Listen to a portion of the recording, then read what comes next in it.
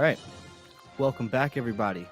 It's your host, Conscious Keelan, the man that gives the points or the poots. And we're going to play a game. So the way this game works is you get points or poots. You get a point for saying a good opinion, a good hot take, something that's what's the word I'm looking for? Exciting, factual, dropping facts. If you say something dumb, you're going to get one of these. You try and win by getting the most points throughout the game. All right. So let's introduce our first person. We got the man, the myth, the fedorable Brandon McCatherine. Hello, citizens of Earth. So you're not on Earth? Well, no, I am, but I just was greeting the rest of you. All right. Introducing second, I think the winner of last week's game, the returning champ, our expert, our residential expert, 10th Planet Black Belt, Matt Skaff. That was hard. Keelan, I appreciate.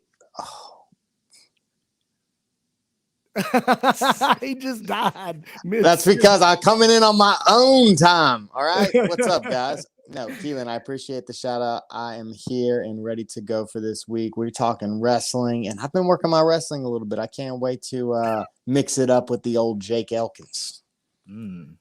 Speaking of the guy, the ironclad method himself, Mr. Jake Elkins. What's up, people? Having the tall cup of Pop Bear coffee here. What's up? Ready to talk a little American wrestling with you fellas. So let's do it. Let's do it. All right. Also, we have last minute guest Tim Freeman joining us in replacement of the loser, Kent Peters. Yeah, Kent Peters is a loser, and we did the best we could. It's Tim. Wow. Tim. We got rid of one loser. We did the best we could. We brought this scrub in. And we brought a loser from another show. Yeah, right. Great to be here, guys. Thanks for having me back, Brandon. Appreciate it. Good to see how's everybody. Planet Nashville so far? It's it's going great. I'm loving it. People are hungry for Nogi Jiu-Jitsu, that's for sure. Yeah. So I'm stoked.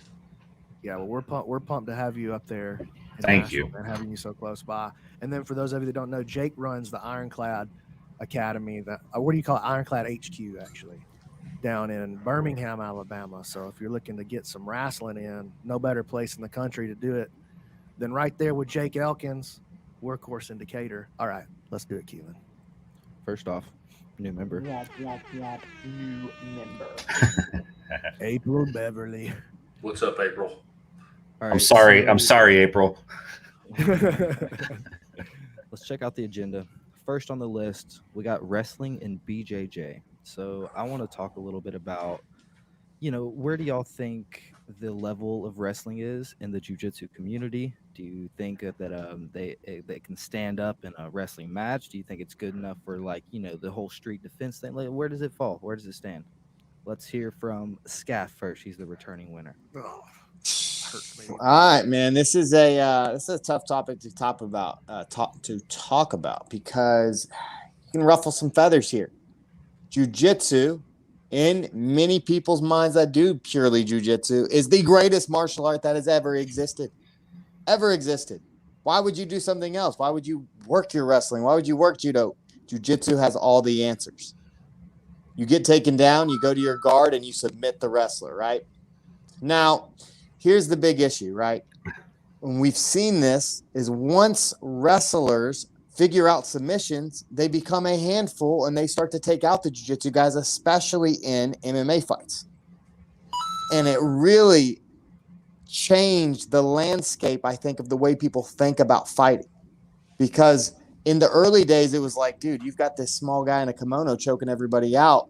But then as you started to see ground and pound, and you started to see these guys that could determine where the fight was going to take place. I mean, dude, you have to know wrestling. Now, we're talking about level. I look at it like this. You should be able to, if you're a purple belt, take down a state champion wrestler in a shitty state.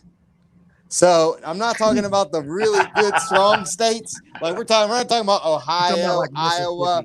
We're not talking about Jake's guys at Ironclad, but, you know, our random Alabama state champion wrestlers that, you know, Jake hasn't got a hold of yet, you should be taking them down at least. You should be able to mix it up with them. And I think that there's a bunch of guys that can do that, but there's definitely a huge discrepancy when you're talking about college level wrestling. Guys that are legit state champion wrestlers, guys that have strategy that just aren't going out there shooting to their knee and going head first in. There's a huge discrepancy, and most jiu-jitsu guys are going to die if they have to get that takedown. There is no way they're getting the takedown, and it's a huge issue in the community. All right, Jake, you're up. The wrestling in jiu-jitsu is shite. It is so bad, y'all. It is so terrible. I aspire to see a purple belt jiu-jitsu practitioner only, Nogi Jiu-Jitsu guy take down a state championship wrestler. Like, I aspire to see that. It's just not where it is. Like, number one, I think about who purple belts at 10th Planet Decatur, right? Some savages. But, like, if they grappled a state champion wrestler, again, I'm talking about kids in my program, but even just a kid in Alabama, a state champion from Georgia or wherever, Tennessee, like, you're talking about an adult versus a kid, 18 or younger. Most cases 16, 17, but still, like, they're not getting a takedown. Now, as soon as they get to the ground, it changes because the rule set, right? It's a totally funky field. But, dude, the wrestling in jiu-jitsu is so terrible. Like, and honestly, our whole enterprise operates around, like, training up kids and into high school program and taking kids around the country, helping them earn scholarships. But, like, I'm growing this affinity for, like, influencing jiu-jitsu because it's just so bad. I was talking to Skaff the other day. I was watching a video of Craig Jones teaching wrestling, which, listen, all homage and respect to my man Craig from down under, okay? But, like, dude, I hope that I could find him somewhere we could get video of me wrestling him because it would immediately skyrocket my name in the community because his wrestling is so freaking bad. And he's one of the best grapplers on the planet. Now, as soon as you get on the ground, he's going to pull my leg off or do whatever he wants to me, probably, right? But, like, I mean, it literally is so terrible. The things that are being passed off as good wrestling in jiu-jitsu are, I mean, it's literally so bad. Now, I always say you can do anything. No, you can do anything if this other guy sucks. And the problem is that most of the people that are doing jiu-jitsu, a large portion of them are not wrestlers who have come up in the community. We're starting to see those communities merge a little bit more. But, like, the average guy, blue belt in your gym, even purple belt in your gym, their wrestling is atrocious. And so, like, they don't know how to respond and react to situations and stuff. They're okay with getting taken down because now we're going to get on the ground and do jiu-jitsu, which is why we're here, right? And, dude, it literally is so bad. It's terrible.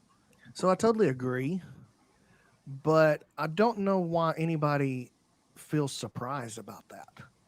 Like, you're surprised that a guy who started martial arts for the very first time at 36 years old and comes in with no wrestling background, that he has a hard time adopting wrestling. There were only 20 people on your team in high school when it was cool. So I totally agree. Yeah, like, so it's I not don't know why we get surprised or why we're shocked that jiu-jitsu guys aren't great at takedowns. They're getting great at this other thing that has some stand-up in it.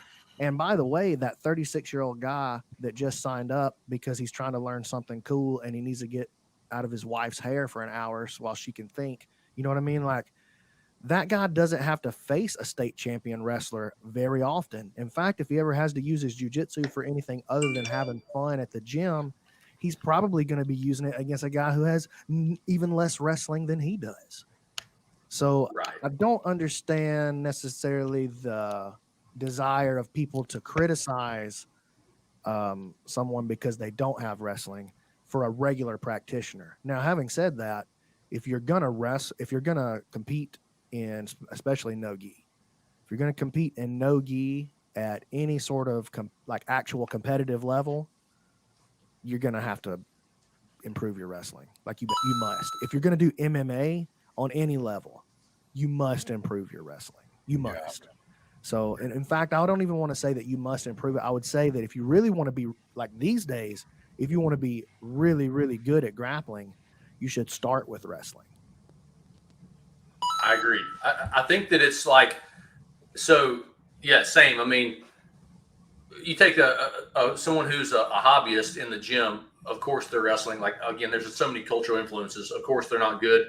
Not surprised by that at all. But what's funny to me, or in some ways amusing, is that the competitors who are like, hey, I was a hobbyist, now I'm going to compete in this thing. They don't really have anyone to wrestle against, really. You know what I mean? Like they don't.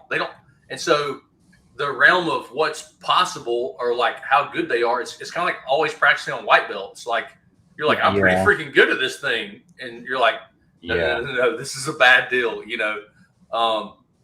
And so, we're going to change that, right? Like, I think like Brandon, you hit on something where the rule set is really going to dictate, you know, the modality is going to dictate where the specialization goes. So like, of course, in wrestling, you can't be on your back. You lose the match if you're on your back. So you can't sit down. You can't have any passivity. So by nature of those two things, people have to be razor sharp, right? But in jiu-jitsu, the thing about jiu-jitsu is so comprehensive. It's more comprehensive than the other grappling arts, because you can kind of do all that stuff at the same time. So there's not a huge penalty for like, oh, this guy took you down and you're on your back. Match isn't over, right? And to kind of show you the counter side of that is like judo. If you take someone down in judo and you hold them down for, I don't know, 20 or 30 seconds, whatever it is, you lose the match, right? That's it. You're out. Match is over. Well, what happens with wrestlers when they went to judo? They started taking all the judo guys down, and then the judo federation was like, you can't grab the legs anymore, because we don't want that. It's messing us up. But in jiu-jitsu, it's like you can grab the legs. You could take a jiu-jitsu guy down. I don't know if you're going to submit him or not, right? But I think like Brandon's right. If you're at MMA, you have to be able to wrestle. I don't think you have to be a great wrestler to be a great submission only grappler. I think it's nice to have. I don't think you have to be great at it though. So but your jiu-jitsu should be good enough. Your stand-up should be good enough that you could take somebody down with wrestling or a judo throw or something if the opportunity comes up. If you could set it up and there's an opening, you should be able to take it. If you want to win at ADCC or at the IBJJF Worlds, you better be able to out wrestle the other guy. Nogi? Oh, and Nogi. Yeah, I'm talking Nogi. Yeah. And the gi is, you know, I shouldn't even like speak on it. I barely watch it. I don't train it ever. So I'll just keep my mouth shut. I think you're right. Important stuff. Nogi. The real skill is in like the mindset of it, that like you all of a sudden dictate where things happen, you know, like that was the whole thing in the PGF was like, hey, I know that if Elijah Carlton grabs my ankle, I'm in trouble, you know. I'm just going to wrestle and dictate where the position, like where the match happens at, right? And by having the power of takedowns, you get a large say-so in that, you know. It was fun to talk to other competitors about, because I knew that I knew less jiu-jitsu than almost anybody there, but having the ability to control where the match happened, I could, if you think about like a football game, like I was able to control the field position and go, hey, we're going to always play on the end of the field that I want to be on. You know what I mean? In a handful of cases, eventually I lost the upper hand, right? And now you're in a bad spot and you lose, right? But that happens in grappling all the time. I think wrestling allows that, and Nogi particularly, if you have that, all of a sudden you have control to say kind of what happens, right? If you relate that to like MMA, if you have the ability to wrestle in MMA, or you have great striking or something, like you can if you have good wrestling and striking, you can control where the fight happens, and then you can make it a striking match, right? If you can't wrestle and you got good striking, they get their hands on you and they put you on the ground, and it turns into a wrestling match or a jiu-jitsu match, and like that doesn't favor you stylistically, right? Like we kind of see that storyline play out in MMA, and I think it could just, that same idea can be, those principles are true in jiu-jitsu too.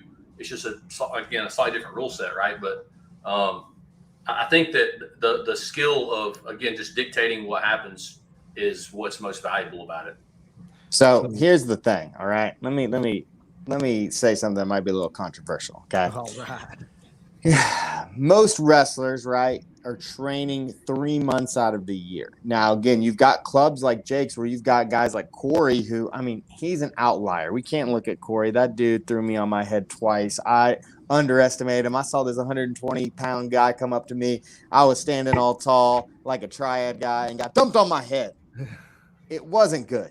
All right. So I recognize that there are dudes out there like Corey. There are more wrestlers now in Alabama doing it year round. Tavares's kids, both of those kids doing it year round. They're studs. But a lot of them are only doing it 3-4 months out of the year, and they're having really good seasons. I am just not convinced. You take a guy like Keelan. Keelan is going in there, and he is making waves because he's got grown man strength. He's a great grappler, and he's been working wrestling, the past year? And I feel like Keelan's not too far away from a state championship in Alabama. And we can't train with Jake. Here's the thing. We can't train with Jake. So I'm talking about Keelan has to go train at let's say he has to go to Bob Jones or Lee High School. That, they usually have a decent wrestling program, but they definitely don't have the ironclad methods. I think a guy like Keelan, he's making waves in the local wrestling community. I think he's going to do well. I would say Keelan is also an outlier in that a little bit. He's come a long way in his own wrestling journey, but Keelan 2 years ago, right? Year ago, year and a half, 2 years ago, or Irish Keith a year and a half, 2 years ago, right? I mean, it would just be a different story. And there's other things too, are they wearing shoes or not and things like that, right? If you're all of a sudden if Keelan puts on wrestling shoes and goes and wrestles against another guy who's going to be a 152-pound state champ this year, he can grapple with that person, but the speed at which everything happens, I mean, you're going to be seeing 100-mile-an-hour fastballs all of a sudden. He knows how to hit a baseball, but it's going to happen so fast. Because when you put wrestling shoes on, now everything that happens is so quick and so explosive. It just changes the pace of it. Right now, again, that's where you start to go. What other factors are in it, right? Or is it a folk style wrestling match? Is it a freestyle wrestling match? Are we just figuring out who can get a takedown? There's a bunch of things.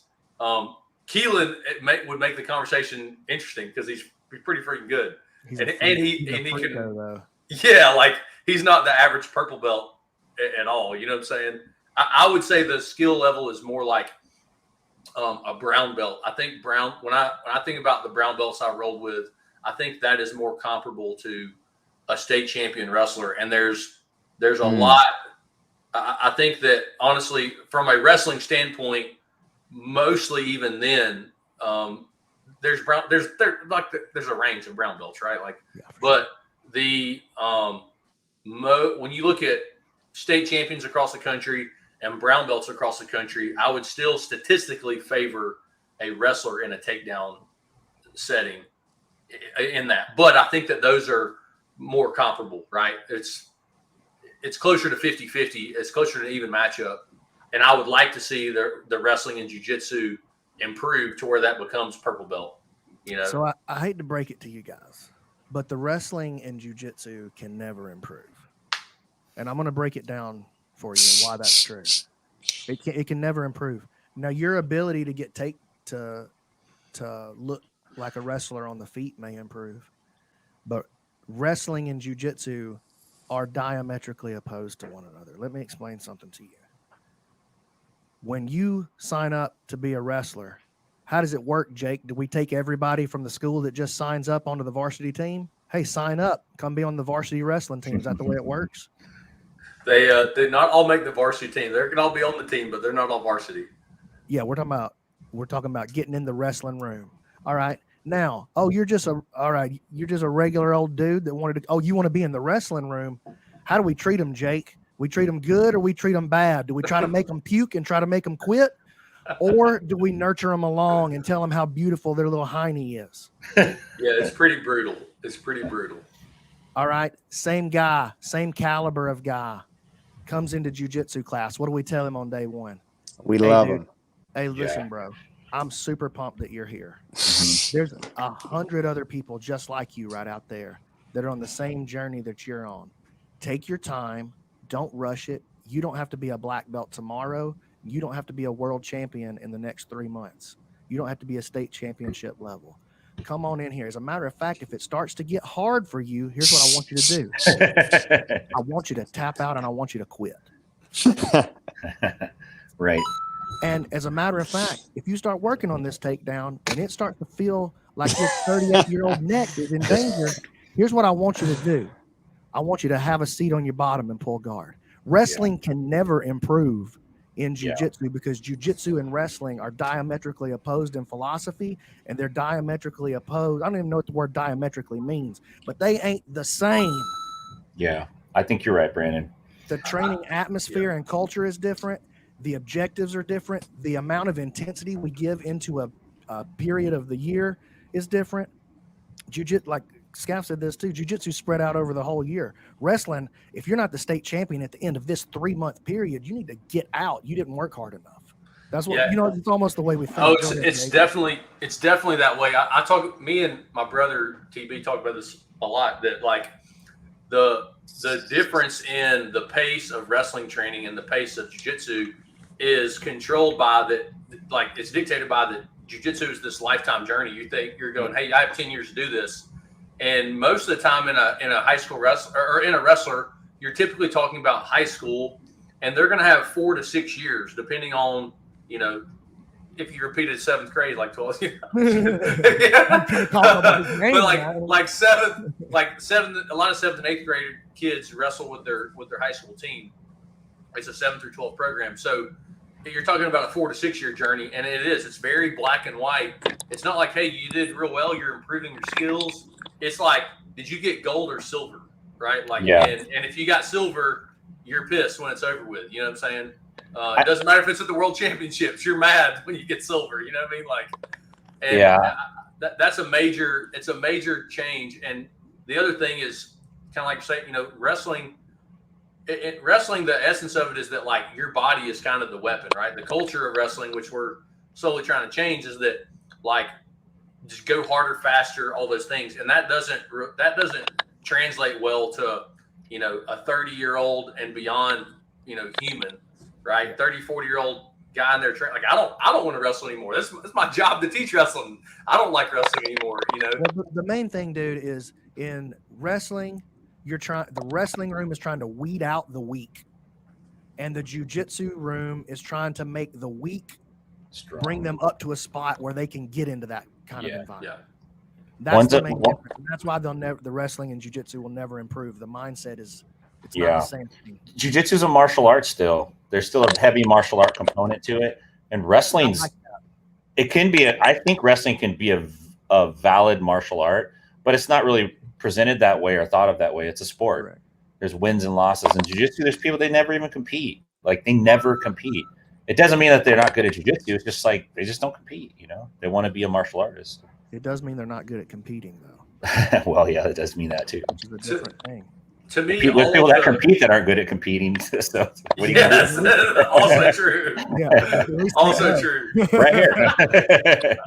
They know at least. To me, when we talk about wrestling for jiu-jitsu, the conversation has to be about no different than any other position in jiu-jitsu. Hey, we're working on north-south chokes. We're working on guillotines. We're working on kimura stuff. We're working on leg locks. Like, it's just a position. In jiu-jitsu, the wrestling is just, we have to equip people to be successful from their feet, because in training, 98% of the time, I mean, even we're teaching wrestling in Decatur. How often when at noon on Wednesday, when all the players are there, or even on competition night, team training, like everybody shakes and bumps, and both guys are on the ground. Like, how often does it really start here standing? You know what I mean? And so as soon as we're just not spending time in that position at all. And it's sort of assumed or implied that, well, we're doing jiu-jitsu. It's on the ground. And technically the battle doesn't start there. It starts, here, right? The MMA fight starts at range, and you got to get past this guy's hands one way or the other. Like that's how the fight begins. You don't begin one person on top of the other, you know. And again, if someone's not competing, it never really matters. And I think largely it's a safety thing and so many things, right? There's a bunch of contributing factors. But if you want to be a competitor in jiu-jitsu, you better be working on your wrestling training. Because I see people who just show up and are like, you can just see their inadequacy immediately. And they like, you can see it in their physical body language. You can hear it in the way they talk. Like, it's just a complete thing, you know, like, oh God, we're on our feet. You know, they're just so awkward about it. Guys that are gangster grapplers, like gangsters, you know, far better than me, but they get on their feet and are uncomfortable. And I'm like, hey bro, this is not going to be real hard for you to get better. I mean, dude, Keelan 2 years ago was terrible at wrestling. And I mean, he's pretty freaking good. Him and Nakaya and them, like as much work as people think. No, it's not that hard to improve in. You just have to learn how to learn it as an adult. That's a big difference, because wrestling, oftentimes the guys who are really good by the time they get to high school, they've been wrestling since they were little kids. And they learned how to fall back here where it's impossible to get hurt when you're 7, dude. When you're 7, it doesn't matter how you fall. They can dump you on your head on the concrete. Yeah, right. It doesn't matter. Oh, and you cry no matter how bad it hurts, and then you go play again and get dumped on your head again. You know what I mean? But you try to do that when you're 33 and your knee don't feel right. Yeah. It don't work the same way. Yeah. Y'all touched on it earlier. Let's talk about the next thing on the list, Nogi Judo. Oh, Lord. Is that even a thing? What do It y'all should think? be. Hell yeah, it should be a thing. I 100% agree. We have Nogi Judo in Stockton. I have a black belt in judo there. I'm not a black belt in judo, but who runs that program? It's super important. You can't say people should have stand-up skills and limit it only to wrestling. You should be able to blend wrestling and judo together. You should be able to do both if you can. 100%. You don't have to be like the best judoka and no, because judo gets super specialized too, right? It falls into any sport that has a strict requirement, like for grappling, that you can't be in a certain position. It's going to limit that grappling to one area, and then it's going to specialize and go really deep in that area. And that's what wrestling does, and that's what judo does. Judo's so specialized that they're like, you can't even grab the legs because they don't want wrestlers coming in and jacking with their game. But I think you really should know how to do all of it on your feet if you can, or at least how to blend it at a basic level. If you're not, then you're really missing out. Even if you're just saying like, I'm a martial artist, I just want to be a martial artist. Well, all fights start standing. Like, you know, yeah, you can sit on your butt, but that's good in some contexts, but not maybe all of them. You know what I mean? Like, let's say you get in a self-defense situation, you're going to sit down, you're going to full butterfly guard on somebody. You know what I mean? Like, you better fucking know what you're doing. In a self-defense situation, I might just drop my britches. I'm going to play possum. I have a weak heart. Yeah. I might. If I make a heart attack. Oh God! Whatever you do, don't jump down here into my half guard. Anyway, I think it's super important. I think judo's a great art too. You know, so judo is, especially Nogi Judo in particular, is very fascinating to me. The idea of it that again, it's not like really that people say judo, they think you got a gi on, right? Like you got a jacket on, whatever. But Nogi Judo is interesting to me, and I love it because it's like Greco-Roman wrestling, except now you're allowed to foot sweep people, right? Which is like a leg foul. And I got into Greco for the same thing. Like, I want to understand this. So they're really the same. I mean, Greco-Roman wrestling and Nogi Judo is almost identical, except that you can, now all of a sudden you can trip and foot sweep or whatever, which to me should be part of Greco-Roman wrestling, you know, but it's more like, how do you disguise foot sweeping a guy? But yeah, I mean, it's a masterful skill. And that kind of gets into I like it even more so because I think that taking a shot, like a regular drop step, traditional wrestling, you know, attack to the legs is nonsensical as well. And so if you kind of have that premise to it, then all of a sudden, you know, Nogi Judo and Greco-Roman wrestling make even more sense. Look, guys, I can't believe I'm going to be the one that has to say this. Nogi Judo is the Taekwondo of grappling. It just there's like there's like 2 or 3 things that you can take, and it's super effective, right? Foot sweeping's the big one. Anytime you see a high level competitor, like when Kainan Duarte hit that foot sweep on Denise, like, I mean, that makes the crowd pop. Foot sweeps are super sick. Learning that foot sweep and getting the timing down is definitely a judo thing. And you're going to need to learn that from a judoka. But everything else, I'm like, I mean, I can't really think of very many other like Nogi Judo scenarios where I'm like, man, I wish that guy had judo. You might see some Uchimatas. I've seen Craig Jones throw a couple of Uchimatas, but for the most part, anytime I see a judo guy go into Nogi, they look more lost than the jiu-jitsu guy on their feet sometimes, because it's like they're looking for their sleeves. They're the guy that's like, man, my favorite throws in a Sotogari, and it's like, I just can't do it Nogi, or my favorite throws of this or of that. And in my opinion, and I think we saw it in the PGF. I mean, not trying to bag on the guy, but his art is judo, and he came in, he got taken down by everybody, and a lot of those guys have zero wrestling and weren't good wrestlers, and so I see that a lot with judo guys, and I think it's the reason they've become more specialized. Now, obviously, you've got your guys that are insanely high level. Like you take a Travis Stevens, dude. Travis Stevens jacking dudes up gi and no gi, right? He's a Donahere black belt. He knows some wrestling for sure. He's insanely as a high level as you can get. But I always look at the average practitioner.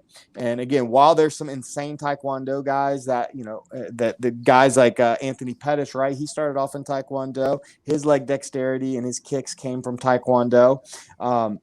Super cool, but the average Taekwondo practitioner on their feet, not very good. I think the same thing with Nogi Judo. Now in the gi, whole nother story. I think judo is king in the gi. You grab that inside collar, it's really, really tough to shoot. I think it definitely got to have a lot of judo mastered, but man, Nogi Judo, I'm not the biggest fan. The idea of it, I think, is the thing that holds the most value is the footwork, right?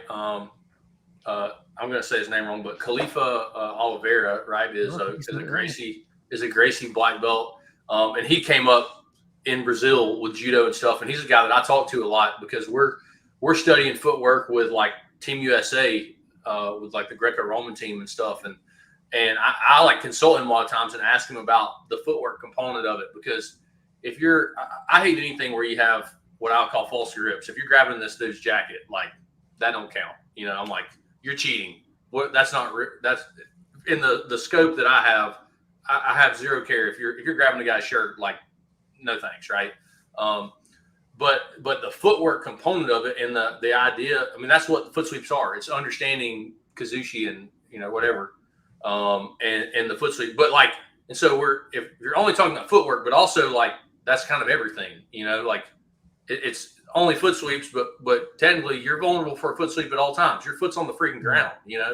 Every time that you take a step, you could get foot slipped. And so that, while it's such a marginal thing, it's also huge. All the other attacks, really, that's what I get out of studying it is the way that they teach their footwork. But really, I mean, all of the other things I call wrestling. I mean, we teach them all as in our freestyle and Greco program, we teach like things that they have Japanese words for. And I'm like, yeah. Oh, you mean like 2-on-1, throw this, you know what I'm saying? Like whatever, a lat toss out of the 2-on-1. Like we have names for all that stuff, right? But like, I'm like, oh, the Kazushi Karate Mata. I'm like, oh, come here, show me. You know what I'm saying? Like, I hate all that. There's a component. I kind of agree with you in some ways, Skaff, that like there's a part of it that is like the Taekwondo.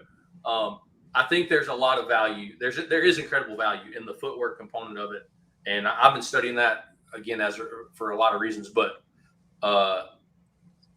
these things got to all blend. Like that's the whole point. Like every little thing has its merit and a specialty because of the rule set in it, right? But like, what is true? We talk about this a lot now. That's what Ironclad Methods is about. It's like, what is true about Nogi Judo, right? What is true about Jiu-Jitsu? What is true about wrestling in folk style and freestyle and Greco? What is true in kickboxing? And how does that all relate? Because somewhere in the middle, there's a common ground for all this. And let's take what is true and apply it to all. You know what I mean? Where applicable. You know what I'm saying? I think also we haven't seen a lot of good Nogi Judo guys. I think judo is such a specialized martial art now, specifically because of the Olympics. Almost every judo club you go into anywhere in the country, and they're all over, they're almost always training based on the Olympic rule set. Okay, so automatically it's going to be specialized.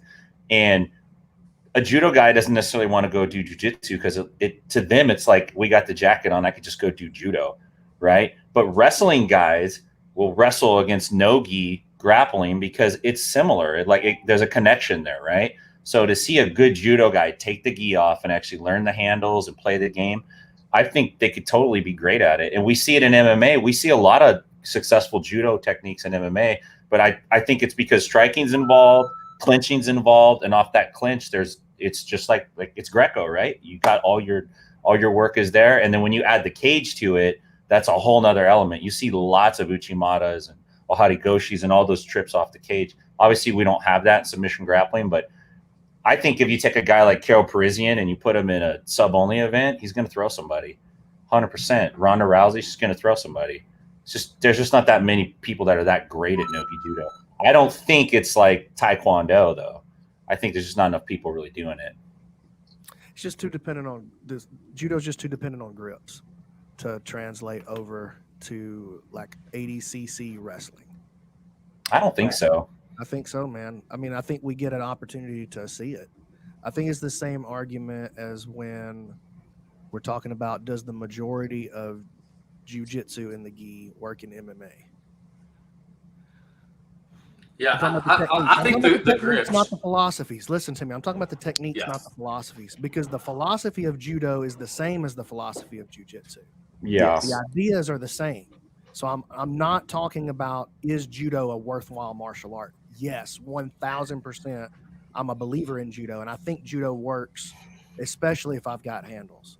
But when we go into a fight where it's like ADCC, now you got to do this. You got to do this judo throw to Nicky Rod now. He's Right. He's standing there shirtless, and he's been briefed Right. up for like 2 weekends. That's the big thing. Let's move it out of judo, and I'll play to something else. Let's call it Greco-Roman. Let's call it It's Greco-Roman wrestling. That's what it is. As soon as you take, like when you take wrestling shoes off, it changes like so much. Like it's almost not wrestling anymore. Like it's grappling. When you take shoes off, it's no longer wrestling, because so many things that are wrestling you can't do. Because you can't change directions the same way. You can't, like you don't have a knot on the end of this guy's leg to hold on to. Like it's just so very different. And so when you take shoes off, it almost makes it not wrestling. You know, like so many things that are good, sound wrestling skill in folk style, freestyle, and Greco. When you take a shoe off, it's just freaking different. And I think about just a shoe, like just a shoe. It's this subtle thing, but it's all of your grips with your feet, right? So when you take a jacket off, and now all the grips with my hands are gone, like it's really almost like no longer that thing, like because it's just so much loose. There's so much change of friction too. Yeah. When but don't you think when you're used to the jacket, and then you try to grab Nicky Rod while he's greased up, you can't do the same things. Like you can't even, honestly, people can't even hold his back in jiu-jitsu, and that's what they do every day, and they can't even keep a hold of him. He just spins out. Yeah, you're talking about one particular guy, but I get your point. About any big greasy dude. But that's like, how many big greasy Greco-Roman wrestlers are there that get thrown all the time? Like the techniques work. You can throw somebody. Actually not, because they dry each other off every 2 minutes. So technically, no. They dry them off, and there's not a lot of action in a Greco-Roman match. It happens. The majority of the time they spend on their belly. What's that? That's where in Greco-Roman all the action is coming out of parterre actually now, and they're not sweaty, greasy, and all the things. They dry them off, 2 minutes into the match at the halfway point. But like even then, I mean, think about, at the end of 10 rounds, when we're doing jiu-jitsu, it almost becomes not jiu-jitsu anymore, because every time you plant your foot, you're falling, you're greasing. You're just sliding around. And to me, that's what, when you think about the reliance on grip for judo, the things that you rely on, like are literally they're freaking gone. I mean, they're completely gone. I I got like completely swept. I was trying to pass the guard the other day, and the floor is wet as hell. And I like fell and landed flat on my back. And my brother was dying laughing, right? And I was like, yeah, it's just a little slippery around here, like just on such a fundamental everyday skill. And I think that when you talk about a judo guy trying to grapple another sweaty human, and again, a jiu-jitsu match is totally different because, hey, now it might be 20 minutes in. I can wrestle better than Nicky Rod, but I don't know if I can take this mug down when he's just going, hey, I need to survive for 4 minutes until I can be slippery enough. And then now, like, your wrestling skill is irrelevant anymore. Like, it's just who can run the other one 40 feet off the mat and tackle him. Like it's a totally different ballgame, and that's where wrestlers are mistaken when they're like, I can take that guy down. I'm like, go try, player. Like, go see what that's about. Wrestling my own brother, TB, is crazy hard because he just knows where he can hide out that we don't have shoes on and he's slippery. And when I think about the overlap of wrestling into jiu-jitsu, and then I take that same idea and go, where does Nogi Judo apply to jiu-jitsu? Like, I think the overlap is just so much less, I guess the point I'm trying to make is that I think that the reliance of judo on grips makes it so much more marginal than what I would like for it to be. Like, I kind of wish it had more merit, but it's just so reliant on grips. I don't think it has that much merit in Nogi Jiu-Jitsu. Talking about no gi, though, I'm talking about a specific situation, because if we're talking about training in the gi, I feel wrestling has opposite. It's literally inverted. I think it's completely inverted when you talk about gi jiu-jitsu. Yeah, I think you're just seeing an untapped potential that just the judo guys are always training in the gi. I think if judo guys took the gis off, learned the handles, just like the jiu-jitsu guys had to eventually at some point, you take the jacket off and you learn how to play the game without the jacket. I think there's definitely things there for people to learn and do. I wouldn't throw the whole thing out at all because there's. I agree. No, I don't think. I agree. I just call that wrestling. Like. Yeah, okay. Yeah. That's fair though. That's fair. Like, I agree. Right. I just call it wrestling. I agree with you though. Yeah. Right. Scissor takedown right there. Leg lock. So we've also touched on this one a little bit. So we're in ADCC now, and you've got to go win first place. What is the best strategy to do so? Wrestle. You got to be great at wrestling. Like, so ADCC is not a jiu-jitsu tournament. It's a submission grappling tournament. Actually, I think they call it a submission wrestling tournament. Yeah. So if you can't get the guy, I mean, we've seen this play out over and over and over at ADCC, that wrestling is the most important skill to have there. Not submitting. Wrestling is the most important skill. And then scoring, if it's on the mat, is the leg locking has become more important over the years, but it never has become ultra necessary at ADCC. But we have seen, of course, guys have a tremendous amount of success with it.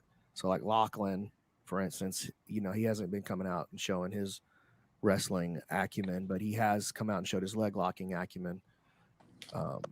Gordon's won matches with leg locks. Gary Tonin, of course, with against Najmi this last time, and then other guys over the years, of course. So leg locking is a high skill, but I'd say it's the number 3 skill right now. Wrestling is the number 1 skill. Control and scoring on the ground is the number 2 skill. Look, this is going to be something I'm coming out controversial today. Look, you do not need wrestling for ADCC, except that this is the thing. Everybody runs in ADCC. So if you don't have wrestling, then you don't even have a match, because a guy pulls guard. The guy's just going to wait 10 minutes, take you to overtime. And then if you sit and pull guard again, that's -1, and then you've lost. And so truthfully, you don't necessarily need wrestling in ADCC if people engage and we're going for submissions. Now, I think you think about guys like Braulio Estima, right? Braulio Estima won ADCC with his guard. You think about guys like Gordon Ryan, like they just let themselves get taken down and then they work from the guard. I mean, that's what Gordon did against Buchecha, because he knew that he couldn't out wrestle Buchecha. He knew Buchecha would get some type of spearing double leg and he would lose the match 2-0. And so if guys engage, then it's always going to be who the best submission artist is. It's just what we've seen. Now, the issue is since that's not what happens, especially in the finals. You even think of Cabrini and Hoffa. Their match turned into in match. The first one was a jiu-jitsu match, but the next time it was, hey, we're going to find out who the 30,000th best wrestler in the world is. We're going to have a wrestling match.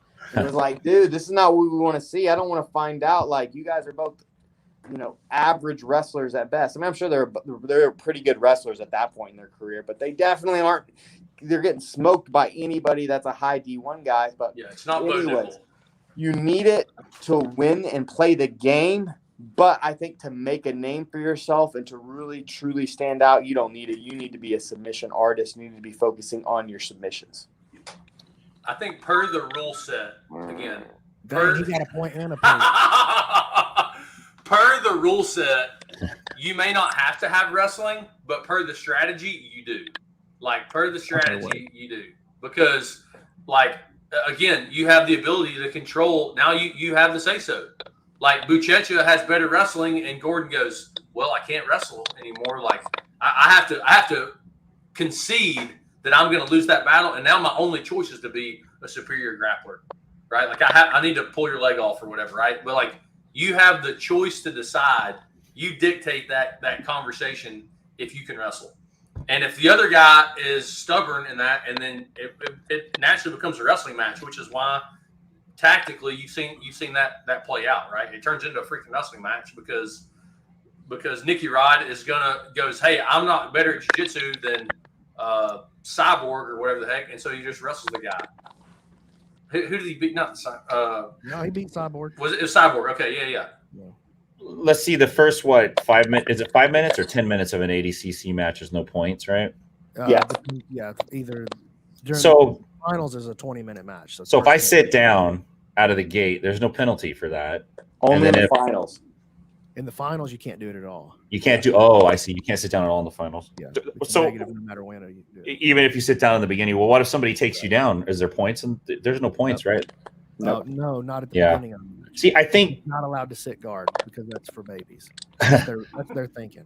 I think that's where if you're smart, you can get by without having to wrestle. If you could be in the position or near the position you need to be in when that time flips over and the points turn on, you don't have to worry about getting taken down or sitting down or whatever, right? You can, but you got to have really good grappling and jiu-jitsu to do that.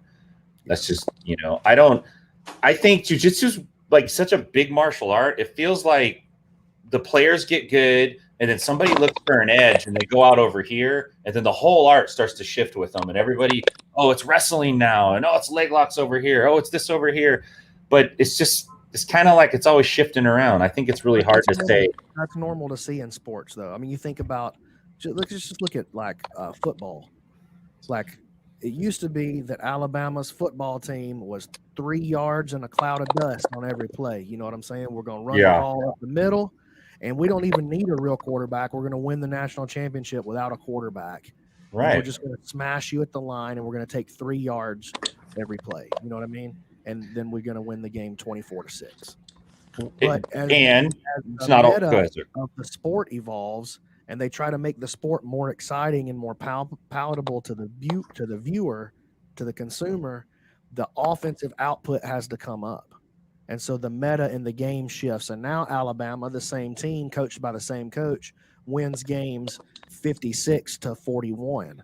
Yeah. Understand? And so the thing shifts. So of course jiu-jitsu is going to shift like that. Once somebody comes out with a run and gun offense, the defenses are going to have to adjust to this new potential possibility. So I think wrestling is have to learn to run it during practice. And once they learn to run it during practice, they start going, oh, we're going to take a little bit of that. We're going to take a little bit of that. And in 6 years, everybody has a run and gun offense. And then the Bears come out and then they've got this they're pro, but they come out and they got this unbelievable defensive scheme. Right. Because of their brilliant head coach. And then 3 years from now, everybody does that defensive scheme to stop the running gun. So then the question is like, a cloud of dust. When did wrestling become so important in ADCC? Because you're seeing a lot of jiu-jitsu guys that weren't traditionally known as wrestlers. You could tell they're staying on their feet. They're wrestling now. And so the game has evolved. Right, but it's not always going to be now you this have to way, be though. more complete. And that's the biggest hole and potential to exploit, because that's the weakest part of jiu-jitsu is the standing. So the guys who go and try to plug that hole in their own game in the most satisfactory way, you're going to have, they're getting better at the place where everybody else is weak. So that's the easiest way to game the system right now. Right now. I always talk about like Mike Leach, right? So Mike Leach isn't really the creator of like the run pass option and stuff, but like Mike Leach is known. So he's a big name in college football, right? And he's kind of climbed this coaching tree and stuff. And for years, got fired from Alabama before he ever had a job at Alabama, right? No, that's Mike. Is that Mike Shula? Who is that? Mike Price? No, Mike Price. He got hired as the head coach at Alabama. I think it's Mike Price playing with a bunch of strippers, and then they fired him before the season even started. That's how Shula came in. Yes. Anyway, sorry. I get excited. So he was at like Texas Tech and started this air raid offense, right? And so the run pass option is this scheme in football that has completely changed college football, right? And they had like kind of the spread before that, and then the spread became the run pass option, and now it's just the scheme that everybody has to have. And as soon as he went with inferior like players, inferior program, like everything, and started beating people that like, you know, he beats Texas and stuff. It's like everyone's going, what the heck's going on down here in you know, the middle of nowhere? What is Mike Leach doing? And he kind of made this thing famous. It probably helped because he's such a character. He's like loves pirates and all that. He's just this like crazy human. But he changed the game, right? And so as soon as everyone else saw, hey, they're having success with that there with inferior athletes, like what could I do with that if we applied this scheme? And so I think we've seen that play out a couple times where, again, like Nicky Rod is a very easy like example, right? But we go, this dude has not been doing this long, and he just kind of hacked the game and had success. What is he doing? Oh, he's wrestling. Well, number one, I'm not as good as Cyborg, and he just did that to Cyborg. Like, I better learn how to wrestle so that someone doesn't do that to me. Yeah. And number two is, hey, what could I do if I could wrestle even a little bit? Because, like, I mean, in the wrestling world, Nicky Rod is not a world beater. Like, you don't have to be an Olympian in wrestling to have the skills necessary to be world-class in jiu-jitsu, right? Low-hanging fruit.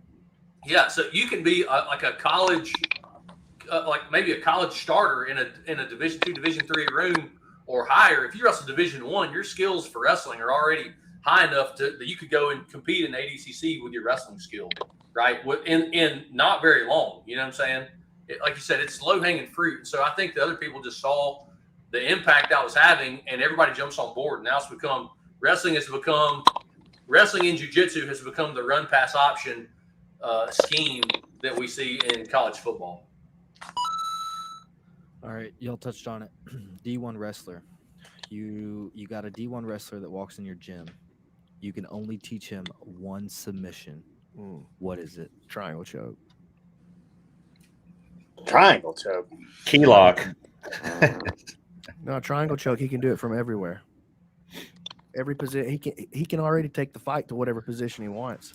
Do they understand the offense and the defense of it, or they can learn anything about it? It's only one submission.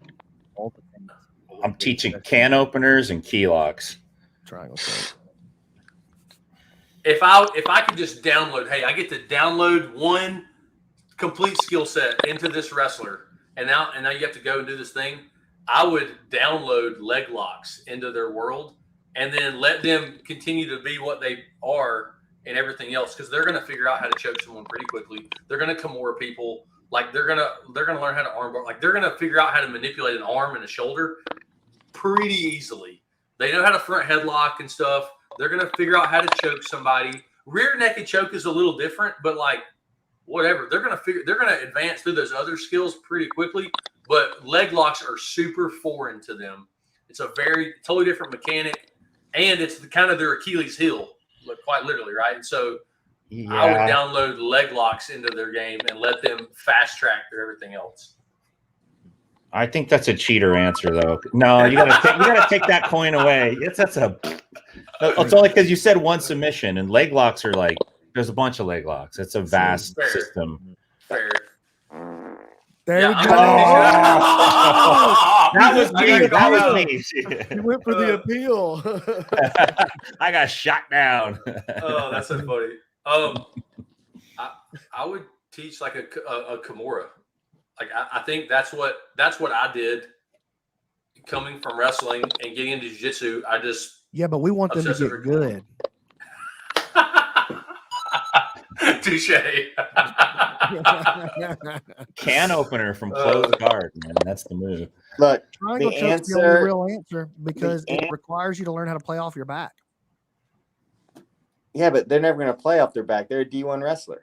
That's right. I ain't trying to be on my Exactly. back. If the answer is the rear naked choke, because If I'm on my back, I'm sweeping you, getting on top, and Kimura you again. That's the move. Like that is. you get the takedown, right? Guys are always going to turn away and try and run. That's what ADCC turns into. Even the best guys, they don't want to put their back on the mat. You're the best wrestler. You're going to get infinite back opportunities. You master a rear naked choke. I mean, that's essentially wrestling to the back. That's basically ADCC. That's basically, MMA. I mean, if you've got a good back game and a killer rear naked choke, you're taking it all the way to the top. Dude, people can't even play the back in MMA. The back is literally Because the of the worst gloves. position for fighting. It's because of the gloves. But we still see in every UFC card, there's a rear naked choke. Every single card, there's one rear naked choke. So that's because there's so many attempts at the back. Go watch a card and tell me how many times a guy has a look at the back and the dude just stands up and wrestles with him. He just goes, you know what? I don't believe in getting choked because I've only got 90 seconds left in this. I'm just going to stand up. And then they're trying to drag him back to the ground over by the cage. The back, I almost would say the back doesn't even work in MMA. I think no, dude. What are you watching? What fights are you watching? Go watch. I love you, Brandon, but what are you watching? If there's 20 back take attempts, there's one rear naked choke. I think that a Kimura. Well, then give me 20 triangle attempts and see how many I get. How many triangles are there in MMA or Well, arm that's what I'm bars? saying. It's just less gone for because we teach the back is the ultimate position in fighting, but it's not. It's when we run the stats, everybody knows how to defend the back. It's the very first thing. I know we're off on a tangent. Sorry, I get excited. But like it's the very first thing we show people. And if you take it into MMA and put the wrestlers out there, they are not getting rear naked chokes. That's not what wrestlers end up with. They end up with ground and pound, or they end up with controlling. I agree. I agree with in principle with what you're saying, that because of like the what I would call the 80-20 rule, like where are you spending the most time in this position and have the most chances to get a look? And so you're saying the triangle. I would kind of use I was immediately thinking about my game. Like I like a Kimura because I can get control of getting control of your arm is not that hard. And I'm going to get 1,000 looks at your arm, like in a grappling scenario. And I just got to pull it off one time to win. You know what I mean? I think you're looking at the same idea, the same philosophy, but you just arrived at like it being a triangle. I don't triangle everybody. No, I'm saying if I want the guy to get good. If I want him to get good, because then in order to learn a triangle, you have to learn. I'm not saying to win one fight. I'm saying to make him good over time. Over time, give him one sub, then I'm going to teach him the triangle because he has to learn every position. Like if he's going to master the triangle, he's going to master it from everywhere, including the floor. Okay. Yeah, I'm thinking like, hey, this guy's a Division I wrestler, and you're going to compete this weekend, and you got to win. What's the one thing that you're going to learn how to do?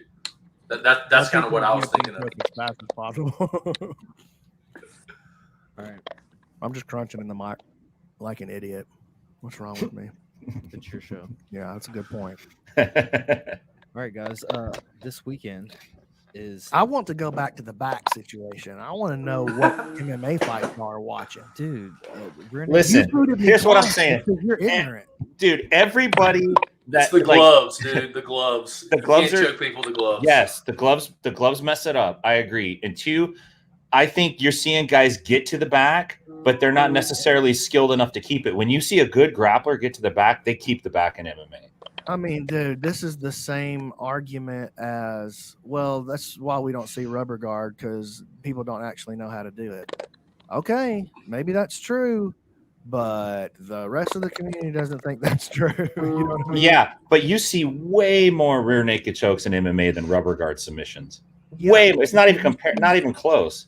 You see 40 attempts at the back for every one attempt at a triangle choke. You're making Yeah. numbers up. Well, But the that's- other thing is, if I have your back and I can in an MMA fight, I have your back and I can punch you. Like you also have a widely like a very like You have a good obvious arsenal. secondary attack. Yeah, like there's so many. Like I don't just have to choke you. I can just sit there and hit you in the head, and the referee might stop it. So if I can, and fans love it. Like so, your motivation is a little different. Like because of the rule set in Let me an ask you MMA something. fight. When you see an MMA fight, you tell me, you're in an MMA fight, and you're on your back and you're getting cracked, and the fence is right there. I'm right here against the fence, and I'm getting hit in my face. I'm on my back. What are you gonna do? You're gonna show your back and try to stand up and get back to your feet. You're gonna willingly say, "I'm gonna offer you the best submission that there is. I'm gonna offer you the best position there is." That's what you're gonna choose. But that only works for That's big proof guys. that the back is not good. But it only works for big guys. Small guys aren't just standing. No, guys. that's not true. It's in Again, every listen. weight class in the UFC. Again, Every this- single weight class. He's Look at punching TJ you Dillashaw. in the Look at TJ face. Dillashaw's last fight. He had the back the whole time, and he couldn't get the back. Yeah, but he dominated. It's like Gary Tonin. It's like he didn't take any damage. He had the back. He didn't get the He didn't do finish, any but- damage from that position. No. I'm saying he didn't take any damage. That's the thing about TJ the back. Dillashaw didn't take any damage in his fight. Oh no, TJ Dillashaw never took the back. I know, that's my point. But he had the back access the whole time. Why didn't he take it? And why was Sandhagen so quick to try to get him to take it? Well, he couldn't get him broken down. And then didn't Well, he couldn't- Sandhagen get his back and not finish? All right, I've got some stats for you guys. So I get excited, man. Who'd Sorry. I don't mean nothing personal, y'all. this analysis is done using existing fight outcome reports and video analysis of every choke that ended a fight in the UFC history. Results: during the study period, there were 904 chokes, compromising 15% of fights and 76% of the submissions. Let's see. Most of the fight-ending chokes culminated in voluntary submission. Blah blah blah. The rear naked choke was significantly more frequent than other chokes, compromising almost 50% of the total finishes. Boom. 19 other chokes were accounted for in the remaining 50. I don't think that's proof of its effectiveness. I think no. I think it's proof of its So what- commonness. Of how So what common should it they is. be doing? What like what would you? I agree. Like If you were gonna break down your own game, conversion rate and Thank you. and it's a conversation of conversion rate. Yeah. My argument about the conversion rate is that it's like at that point, let's say you're on the 5-yard line. If you can kick a field goal or score a touchdown. Like in an MMA fight, I'm in that position. I don't have just the option to choke you. I can punch you and win the fight. So I agree that the conversion rate when a guy has your back, the conversion rate to a choke is not that high, right? Which is not replicated in that data. But it's because there's another, because punching the guy in the head is like kicking a field goal. Like you don't have to put it across the goal line. Just kick it in the freaking between the uprights. Like you can just tag this guy and he might quit. He might get opened up. The referee might stop it, or he might get softer and make it easier for you to choke. You know what I'm saying? Are we arguing the back guys- or the choke? Y'all are saying 50%. He's saying 50% of the chokes were rear naked chokes, but what percentage of the positions were the back? Yeah. But here's the Man, thing. You see the back 100 times on every fight card, That's and you 'cause it's see the best. 2. Is it because you're going Yeah. 2 out of 100? Okay, so what? I agree with Brandon here. No I'm way, of the 'cause same look, opinion. 100% of those rounds were won. You are guaranteeing you at least won the round, which is huge. What? No. How many other positions can you guarantee that you win the round? If somebody Round. has the back position, they've won the Round. round. I mean, there's so few fights that a guy lost a round when he had the back position, even if he But- didn't have rear naked I choke. put But you you in a got- triangle choke? Come on. dude. Where You did know this what I start, though? think? This started about rear naked choke, though, right? It started about one submission. Yeah, Yes. we're not Which talking is about rear the back. naked choke. Thank It's, you. it's not back position. But if you have the back Thank position, you're winning. but the rear naked choke. Oh, If that's okay. the only thing, Well- like that to me, that's very different. I think Well, if you you're guys. doing rear naked choke without the back, then you suck anyway. Yeah, I think But if you're talking about just the back, like, okay, I think it's hard to get a rear naked choke because the gloves are in the way, dude. They're seriously in the way. But you could still ride somebody's back and punch them out. But Brandon, you were arguing that people could stand up. They're just going to stand up and get out of the back. Yes, that's Right? exactly what But I'm arguing. I'm saying I don't think people are voluntarily always giving up the back. I think it's a mental instinct when you could get pummeled in the head to turn your back. It's super common. Even trained fighters do it. Even trained jiu-jitsu guys do it every night on the mats everywhere. That's my point. Why are they turning their back if it's a worse position? Because it's instinctual. If you can't see it, it can't hurt you. You're trying to save yourself by going somewhere safer. No, I disagree. When you're on your back, you lose all your explosion. When you're on if I'm on my back, I lose almost all of my explosion. If I turn and get face down to the floor, then I'm able to explode again. Even if you're hanging on to me, I am explosive now. If the back is not the best position, if it's greasy, I'm getting up and I'm getting out. what is the best position then? Watch the next UFC with this filter on your eyes. Take the jiu-jitsu and grappling filter off and watch the next UFC with the filter that I'm giving you right now. Just put on my glasses for just a second and watch a UFC card and see if I'm not, if you don't at least learn a little bit of something. Maybe we don't come to the same conclusion, but you're going to go, ooh, everybody gives their back because because it's better than where they're at. Yeah, and all those dudes lost their rounds. But you miss a triangle choke, then you got taken down. Some guy tries a triangle choke. They miss the triangle choke. They still lose their round. But you get the back, it's a guaranteed round winner.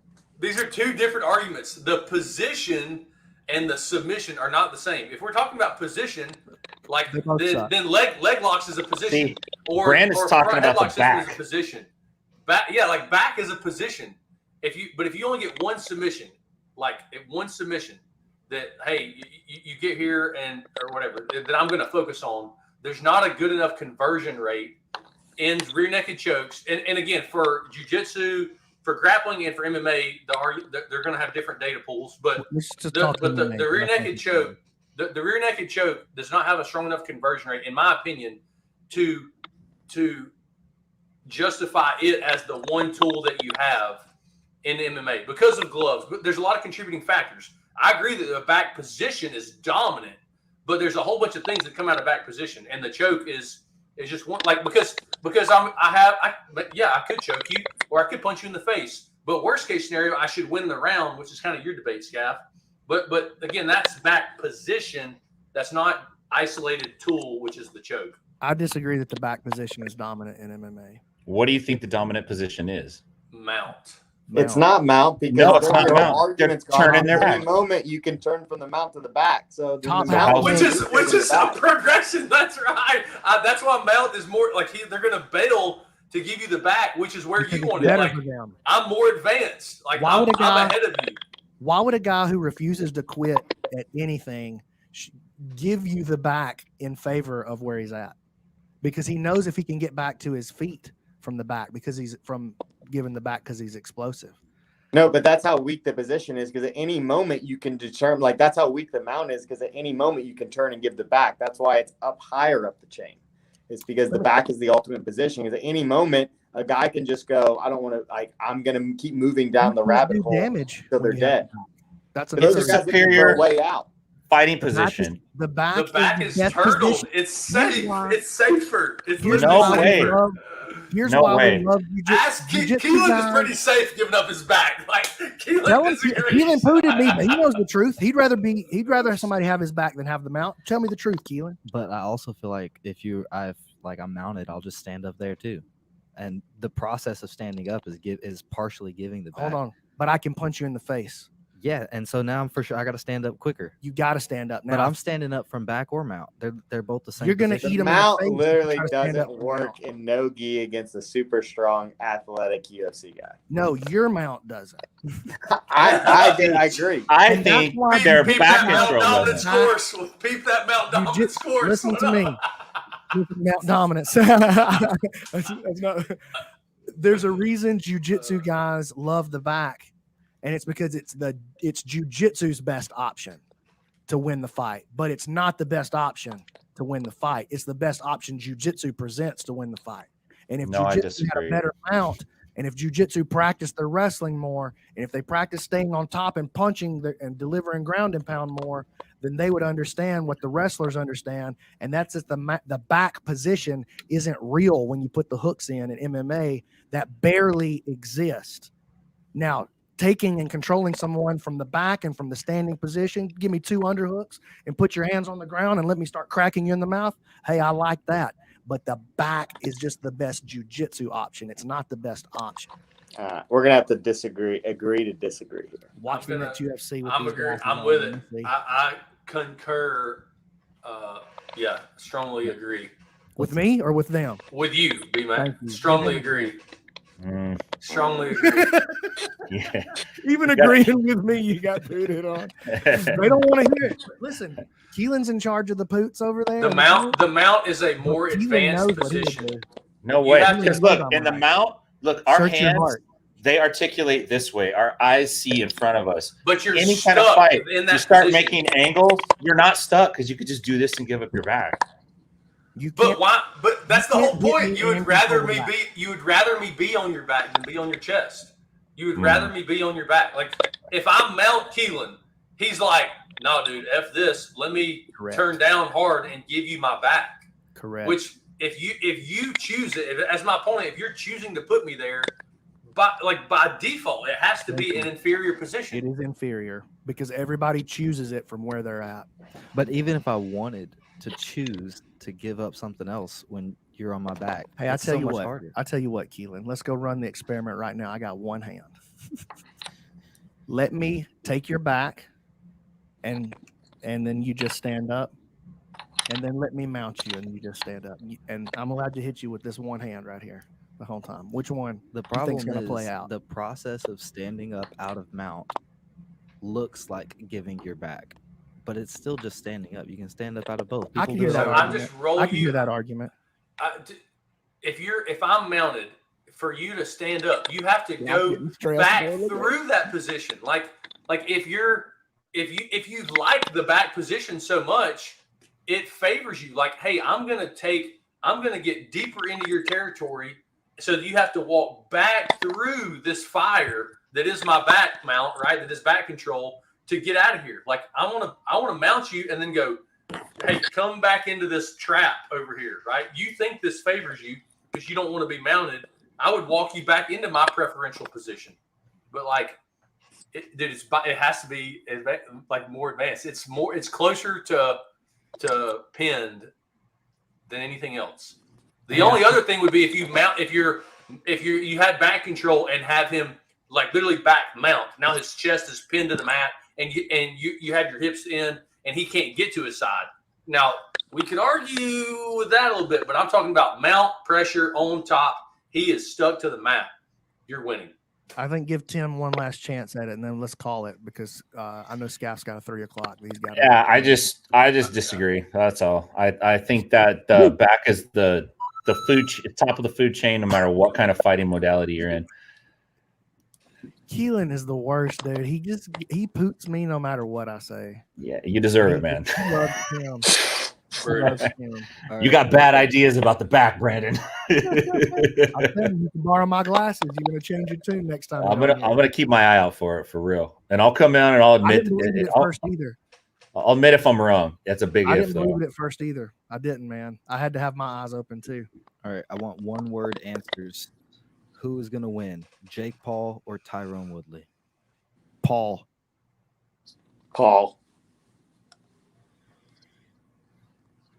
Oh, dude, I can't do it. Woodley. I gotta go Woodley.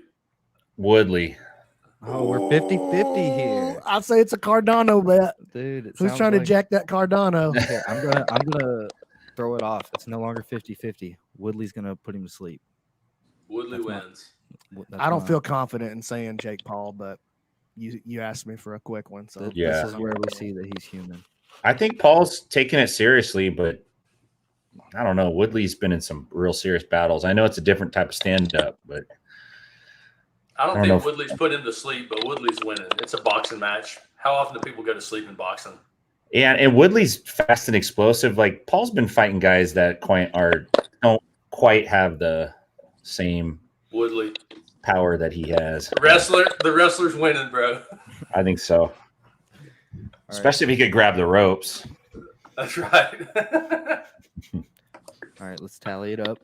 Man, I think I won until we got to the back talk. Well, I'm gonna tell you right now, everybody had 8 points, but there were some poots. I got a lot. There were some subtractions. I had a rough day on boots.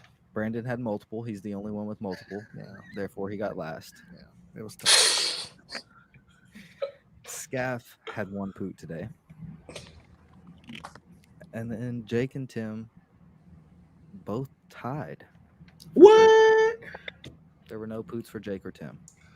Nice. Well, listen, it's just nice to be in the finals. I just am glad to have advanced out of the semis and into the finals. Yeah. And you know what? I might have lost, but it looks like Ryan Hall is agreeing with me. Look at this 10th Planet Newark comment. Put it on the screen. Ryan Hall was just at my gym, and he was showing us how to literally just stand up from mount and back. Ha ha. See that? Mount and back. Hey, Mount and back. How great did it work out for him giving up his back in his last fight? Hey, shut up, man. We talked about that last time I was on the show, if I'm not mistaken. Yeah. I love you, Ryan Hall, though. Yeah.